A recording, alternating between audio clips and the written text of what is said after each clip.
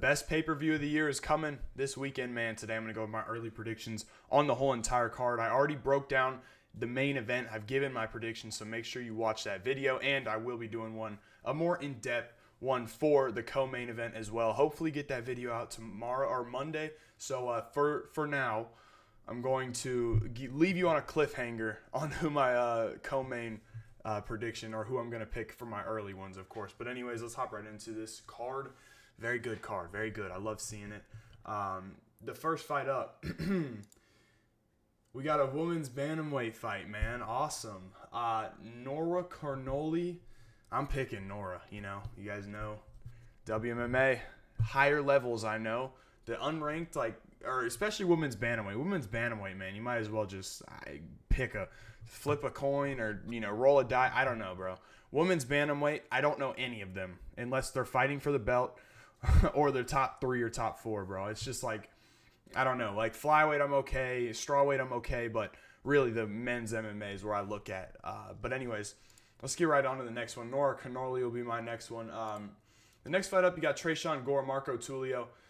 Tresean Gore's on a 2-fight win streak here. He's not bad. I definitely don't know. I'm imagining, I think I've seen the odds. I know Marco Tulio is probably a hefty favorite, and I don't think he should be a hefty favorite because I do think that Tresean Gore, when you do look at this fight, you kind of can see some similarities between both guys. As you can see clearly from the, tail of the tape, they're both very similar. Tresean Gore is a little bit more one-dimensional with his striking. He does hit hard. He's a pretty solid boxer. He's definitely not bad. He struggled kind of with the wrestling kind of side of things. I don't know if Marco Tulio is going to go implement that in this fight. But Marco Tulio, when I watch him, he's a more diverse striker, right? Tresean Gore is pretty much going with the hands. And he's powerful. He's pretty dangerous. But getting knocked out by Cody Brundage, it's bad. It's really bad. It's really bad. And that makes me a little nervous. For now, I am going to pick Marco Tulio. But forgive me, I'm pulling up the fight odds here so I can just see what the number is. Where we are looking at minus 310. I think that's a little bit correct. Obviously, if it was a little bit higher, I'd probably take a shot on Tresean. I haven't watched film yet, so I am going to have to do that. Possibly I take a shot on Tresean, but more than likely Tulio finishes this fight. I think he's a pretty solid fighter. We'll see. But I am going to go with Marco Tulio for now, and we'll move on to the next fight. Sumudaerji versus Mitch Raposo. I'm going to be honest here, man. This should be Sumudaerji all day. Sumudaerji looked really good in his last fight. And I kind of don't really understand this matchup. I know Sumudaerji's had some issues with wrestling, but he looked really good against Johnson. He was on a long layoff there, and he's had some issues with the wrestling. Mitch Raposo is definitely going to bring that wrestling prowess. He got dominated, not dominated, but pretty much smoked by Andre Lima, 30-27. But now we know how good Andre Lima is. At the time, we were kind of like, is Andre Lima still a good prospect? We didn't really know, but now we know how good Andre Lima is. So, I know, just Sumudaerji just seems like he's actually good. He has great footwork. He's got a long frame. He's going to be the bigger fighter here, and his takedown defense has actually looked much improved. Charles Johnson, although he's not the best wrestler, he's still probably a relatively close wrestler to Mitch Raposo, who we haven't seen that much of. Sumudaerji, if this number keeps dropping, there's a good chance I'll put some money on him because I do think that he as the books opened up at minus 300 on Sumudaerji, I do believe that he should be around there. These odds are falling back to earth here. Now it's at minus 187. I don't really know. I think Sumudaerji wins this one easily. But obviously that's what the film is for. But I'm just giving you all my insight before the film. I do have a couple fights that I've already done. I got to stay ahead out here, man. Sumudaerji would be my pick here. That range is going to be a little bit too much for Raposo, I feel like. I don't think he'll get the takedowns going. So Sumudaerji to me, nice left hand, nice kicks. Thought he looked good in his last fight. A lot better than Mitch Raposo did. So I'll go with Sumudaerji for now. In the next fight up, bro, this is just a weird one, man. Sedriques Dumas versus Michal Oleksiejczuk. I want to say this fight's getting rebooked. I don't know exactly, so don't, correct me if I'm wrong. Man, I might take Dumas, man. I'm going to go Dumas. Michal Oleksiejczuk sucks, man. This guy, he has no grappling whatsoever. I mean, I'm going to hit this anyways. His takedown defense, 48%. Now, you can look at whatever Dumas is. It doesn't really matter because Dumas actually has been showing off his grappling, and he's, pretty efficient with it, doing a pretty good job in his last couple fights. I think that Michal Oleksiejczuk, such a bad fighter. Like, when it comes to MMA, like, this guy would be a beast in bare knuckle, and maybe something he should do after this, but it's just like, man, he's got a good style, puts you on the back foot, just walks you down. But if you get taken down, man, if you take this guy down, he's legit awful. He's horrible. I know he's been going, training with the fighting nerds. I don't care. Kyle Borralho submitted Michal Oleksiejczuk, and people talk about Kyle Borralho like he's got some insane jiu-jitsu. Michal Oleksiejczuk has been submitted by everybody. It's not hard to do, right? I think Dumas can submit him. I don't think that Michal Oleksiejczuk's a good fighter. I don't care that he trains with the fighting nerds. He should never be minus 200 in the UFC, especially after what we've seen of this guy with his grappling. This guy gets taken down and submitted all the time. His takedown defense sucks. I'm going to go with Dumas, man. We'll see what happens, but I kind of like Dumas. He's not great, but he's good enough, I feel like, to get through Michal Oleksiejczuk with the wrestling. So I'll go with Dumas. Kyle Borralho just caught a fade, man. Next up, you got Julian Erosa, Darren Elkins. Dude, like, this is one of those ones, man. This is one of those ones. This is it. I'm telling you right here. Julian Erosa is minus 375. Darren Elkins is awful. He's atrocious. This matchup sucks for him. Sucks for Darren Elkins. Like, Julian Erosa should smoke him. But this has happened so much with Julian Erosa. Listen, guys, there's a good chance I'm taking a chance. I'm going to take a chance on Elkins. I don't care. Because Julian Erosa, I just don't know how to go about this guy. He looks good. He's coming off a win. But then when you look at his career, man, the guy comes off a win, and then he gets knocked the fuck out. It's just every fucking, like, you got knocked out by Alex Caceres in, like, the 2020 era, bro. Alex Caceres, man. Like, I don't know. I mean, who else finished him? I can't even remember. It's been quite a lot of people. Fernando Padilla finished him as well. I mean, this guy, like, Fernando Padilla is not a bad fighter, but Erosa, man, he'll beat a good fighter, and then he'll just go out and suck. Or not suck, but just get knocked out. Just get chinned. I don't think there's a chance I'd ever put minus 375 on Erosa. I don't care that he's standing in front of Elkins. I'm going to go with Darren Elkins, man. This is just an Erosa fight where he wins one, loses one. Fucking hell. Darren Elkins can put him out, I guess. We'll see what happens. Probably not, but I'm going with Elkins, man. Give me Elkins plus 275 or plus 310 to beat Julian Erosa by the flukiest knockout possible. Let's go move on to the next one. Chase Hooper, Jim Miller. My goodness. Chase Hooper is a giant favorite. I can't get behind the Chase Hooper train, guys. I mean, I don't know. Jim Miller's very old. I don't really think that Jim Miller's all that bad, and I think that he, like, can actually do okay in this fight. I don't know, man. I'm not on the Hooper train, man. This guy got fucking destroyed by Steve Garcia. I mean, please do yourself a favor and go back and watch that fight. I just watched it. It's amazing, man. Steve Garcia, man. I need this guy back in the octagon. That's one of my favorite fighters. But he just ran right through Chase Hooper. Like just put it on him, put him on the back foot, dropped him like 4 times in a matter of like 2 minutes. I mean, I don't know if Chase Hooper's that good. I know Steve is just a bad matchup for Chase, but I can't get behind him. Sloppy striking, not a great athlete. He doesn't move quick. He's not fast. He's not dynamic. He's not powerful. People want to hype this guy up, man. Who do you think he beats in anywhere near that, 20 to 15 line in lightweight? Does he beat Ludovic Klein? Probably not. Does he beat Joel Alvarez? Possibly, but probably not.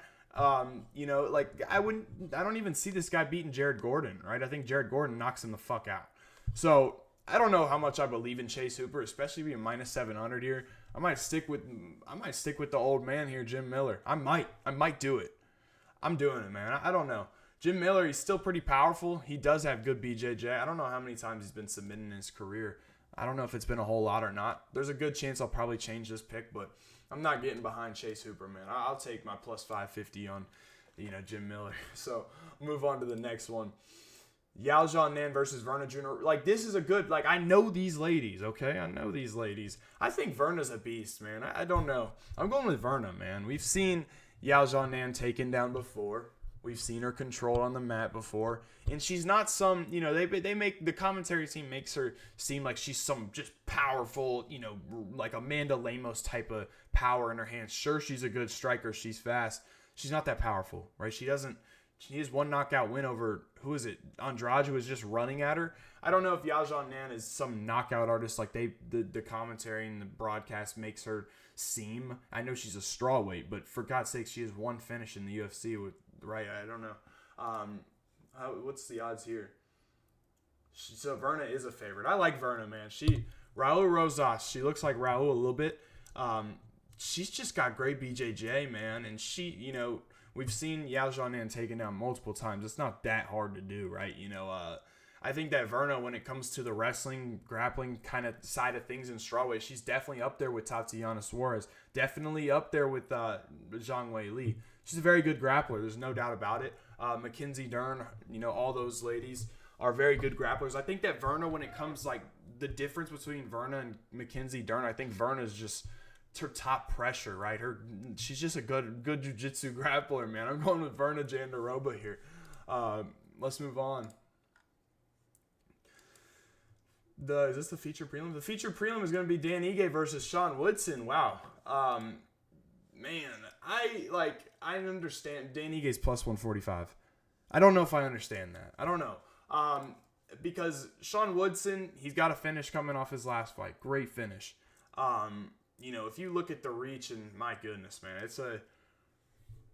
it's a big height discrepancy here. I think that Dan Ige, if he wins this fight, it's by KO. I am going to go with Sean Woodsen for my early prediction. Sean Woodsen, he can pop that jab. He goes to the body well. And he's typically good at avoiding counter shots. Now, there's been one fight.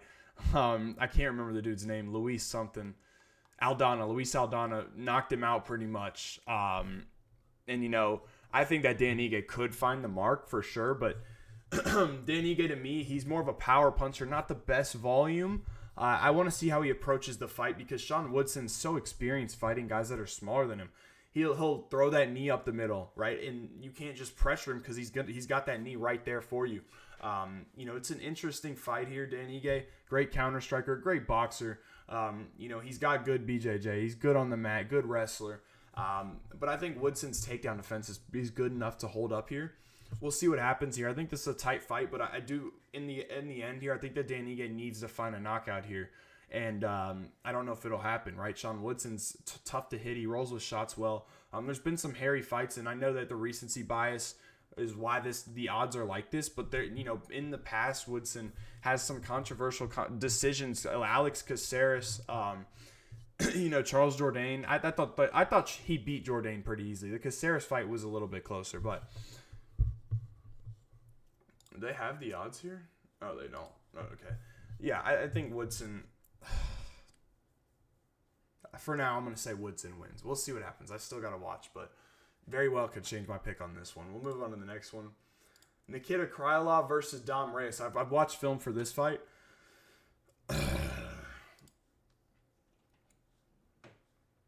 Krylov's minus 190. I like Krylov here, man. I know he's coming off a 2-year layoff where he has not done anything, and it's a little bit concerning. But what you got in Krylov, man, you got a fight grinder, a guy who is just nonstop coming forward, nonstop. He's durable. He's a little bit of a zombie. He's got good chain wrestling. He's got good BJJ. And typically when you see the kind of fighters that Nikita Krylov is losing to, it's fighters that actually will take time and be on top of Nikita Krylov, right? They'll actually, implement their own wrestling because he does make mistakes on the mat. And I definitely think that Reyes can do that. Obviously, there's concerns with Reyes, and it's number one, his durability, his chin. Because at the end of the day, I know that Nikita Krylov is not some crazy striker. He's unorthodox, but he does hit hard, right? He hurt Volkan Ozdemir. He knocked out Alexander Gustafsson. He is pretty dangerous on the feet. And he's durable, too. That's another thing, right? You can counter this guy, and typically he just walks right through it. Nothing, like I said, he's a zombie, man. He doesn't get hurt often. And I feel like he's kind of a guy who makes mistakes on the mat. But you kind of have to just like out grapple him, right? Reverse him. And I don't know how to explain it, man. He's just so chaotic. He pushes a nasty pace. I just don't know if Reyes is going to be able to withstand the pace, because I think that Krylov is just going to keep coming forward like he always does. This is a hairy fight, a fight I'd stay away from, specifically because both guys have been off layoffs. So not Reyes, but you know what I mean, right? He's been off a layoff. And then last fight, man, he fought Anthony Smith, who, come on, man. Anthony Smith didn't even really fight that fight. He was just kind of in there, after his coach died. It was just, being a punching bag, really. So I don't even count that fight for Dominick Reyes. I don't even know if he looked that good because, Anthony Smith didn't fight back. Of course, the Jacoby fight before that, he got a knockout really early on. So it's still, we have not seen Dominick Reyes really, really tested since he came back from the Ryan Spann knockout. So it's still a question mark on how good he really is. So for those reasons and the reasons that I explained about Nikita Krylov, I do like him to win here. But then again, it could go either way. I don't know. But I am going to go with Krylov here. I feel like this line might go down a little bit. I do think that we'll end up seeing Krylov around the minus 150 area. I don't know why. I just have that feeling. It could be completely wrong, but we'll see what happens. If it gets to that point, there could be a chance I go in on him. But we'll move on to the next one. Patricio Pitbull versus Yair Rodriguez. Once again, man, I don't know that much about Patricio Pitbull. I don't know that much, okay? But what I do know is he's a little bit older. He's a smaller guy, I want to say. He's smaller than Yair here. And he's a heavy-handed guy who can wrestle a good amount. And I do believe that he's going to need to wrestle here. I just don't think it'll work. I think Yair Rodriguez, man, I've been seeing a lot of chatter from insiders. And, maybe I'm an insider myself, being a big Bilal Muhammad fan. And Yair Rodriguez training at Valley Flow. I might have some insight. But I think that Yair is training really, really hard for this fight. And if he's at Valley Flow, you already know he's going to get better. So I think that Yair is the pick here. And I think Yair comfortably is the pick here, where he's sitting at minus 190. I like Yair. I like his game. I like him in this matchup. The fast, dynamic, great footwork, great kicking game, great punches, the unorthodox combinations. I think he can keep this fight at range, defend the takedowns here. I'm going with Yair Rodriguez, early pick. The people's main event, Bryce Mitchell versus Gene Silva. These odds are ridiculous to me. And I just think when I see these kinds of odds, this is so much recency bias. It's unbelievable, and I understand why, of course. But Bryce Mitchell is, he's 17-3. His losses are to Ilia Topuria and Josh Emmett, right? Is there any other losses I'm missing? There has to be, right? Maybe there is. I don't know. But this guy is an incredible grappler, right? He's an unbelievable grappler. And who knows how that fight would have went if he was able to get that wrestling going. I don't know. I have no idea, right? Bryce Mitchell is a really good wrestler. Not out wrestling Dan Ige is not the easiest thing to do. He has great top pressure. He's got great submission game. But it's really that top pressure, man. If he's able to get you down, you're going to have a hard time getting up. And we haven't really seen Gene Silva defend all these takedowns, right? He's 80% takedown defense against who? Melsik Bagdasaryan? Who? Charles Jourdain? This is a whole different kind of wrestler here. So I don't agree with these odds whatsoever, and there's absolutely not a chance that I will be laying any type of money on this. And it's just because, we've seen how good Bryce Mitchell's grappling is, and we've seen Gene Silva get single-legged, I think, by Charles Jourdain, which is, sure, he got up quick, and sure, I think Gene Silva probably is going to win, but there's no way I'm laying this line on Bryce Mitchell, or on Gene Silva. There's just no way. There's not a chance. So to me, man, I think Gene will win. But I need to do some digging on this, right? I need to do some digging, some research, and kind of figure out what we're doing here. But I am going to go Gene Silva early on, but possibly a change in my pick. But we'll move on to the next one. The co-main event. Paddy versus Michael Chandler. I told you I'm going to leave y'all on a cliffhanger, but I'll give you a little bit, okay? Michael Chandler. So I've already done film for this, so I already know who I'm picking, but I haven't made the video. Michael Chandler, dynamic, fat, explosive. He's a little bit older, concerning. But I think he holds some advantages in this fight, for sure. I think that this is, a fight where these odds right here, 172 plus 40, it's close. It's a close fight. I'll tell you that. There's one underlying factor for Paddy Pimblett, and I will give you a hint here. Cardio. I don't know if Paddy Pimblett's cardio is up to a 5-round level here, right? I don't think it is. Michael Chandler, we've seen go 5 rounds, and sure, he has some gas tank issues, but look, he's exploding. He hurt Charles Oliveira in the 5th round, right? The guy's always dangerous. I don't like the way I see Paddy, his stamina later in the fight, or even later in the 3-round fight. So we'll see what happens here, but I'm going to leave you on the cliffhanger here. Maybe you can formulate who I'm going to pick off that, but we'll move on to the main event. Main event, if you saw my breakdown, I'm going with Alexander Volkanovski. I saw some dude recently in my comments. Shout out to you for commenting. I appreciate the support, but you said something about Alexander Volkanovski's finished and he doesn't work hard, because he's making burgers, and I don't know, man. I don't know what that's supposed to mean, but I appreciate you commenting and supporting. But yeah, I'm going with Volk, man. I don't know if I'm fully behind Diego Lopez, and that's a firm statement here. I think that Evloev, who just got matched up versus Aaron Pico, which is unbelievable, insane. I don't even know what to expect there, but I'm excited, man. But anyways, I'm going with Volk. I think he, has to weather the storm early on. He's got to be careful. But as the fight extends, we've seen how bad Lopez's gas tank is. It's atrocious. Now, I'll say this. If he somehow comes out here with an immaculate gas tank, we're going to have to investigate for PEDs or something, bro. Because every other fight, he's had gas tank issues. Every other fight that hasn't gone... even in his regional scene, he has. So, I'm going with Volk here, man. Possibly a late finish. We'll see what that number comes out to. Round 4, round 5 finish for Volkanovski. But Lopez is always dangerous. You can't underestimate the guy. And I'm not underestimating him. I'm being purely honest. He's a sprinter. He needs to get this fight done early on, or he's going to get knocked out or finished or beat bad. Beat really badly.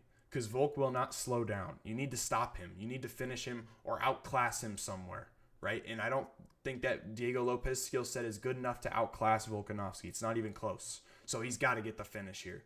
And I don't think he'll get it. So I'm going with Alexander Volkanovski here. Make sure you stay tuned tomorrow for my Pimblett versus Paddy co-main breakdown. And make sure you watch my full breakdown here if you want to, of course. That's going to wrap it up for me. I hope y'all enjoyed. Full predictions will hopefully be out like normal on Wednesday. We'll see, because I might be a little bit behind than I usually am. I don't exactly know. But that's going to wrap it up for me. Hope y'all enjoyed. I'll catch you in the next one. Also, thank you for 1,000 subscribers. I appreciate it. Catch you in the next one.